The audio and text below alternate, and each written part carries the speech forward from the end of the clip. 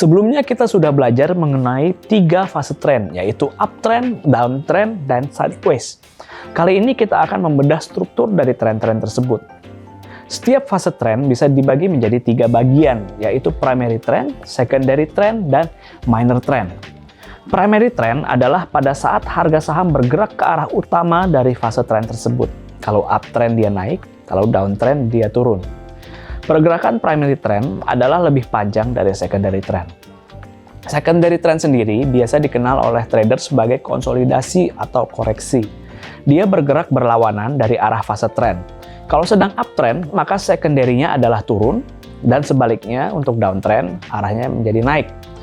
Untuk minor trend sendiri adalah pergerakan kecil yang terjadi pada trend primary dan secondary. Pergerakannya biasanya sangat minim kalau dibandingkan dengan primary dan secondary. Swing adalah perpindahan dari primary trend ke secondary trend. Pada fase uptrend, apabila setelah naik tinggi dia berbalik arah atau reversal menjadi turun, titik perubahan tersebut bisa disebut sebagai titik swing high. Lalu apabila saham sedang koreksi dan dia ada pantulan untuk kembali ke arah primary trend, itu disebut sebagai swing low.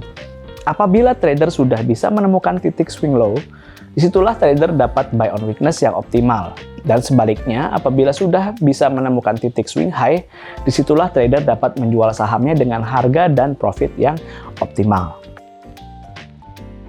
Biasanya ada beberapa kriteria yang dapat menentukan bahwa harga saham akan melakukan swing yang sesungguhnya, bukan hanya pergerakan minor. Kita ambil contoh dari saham yang sedang uptrend. Yang pertama adalah pergerakan saham tersebut berada di area support dan resisten klasik atau dinamiknya. Yang kedua adalah candle pada hari itu menembus titik atau buntut tertinggi dari beberapa candle sebelumnya atau membentuk pattern candlestick.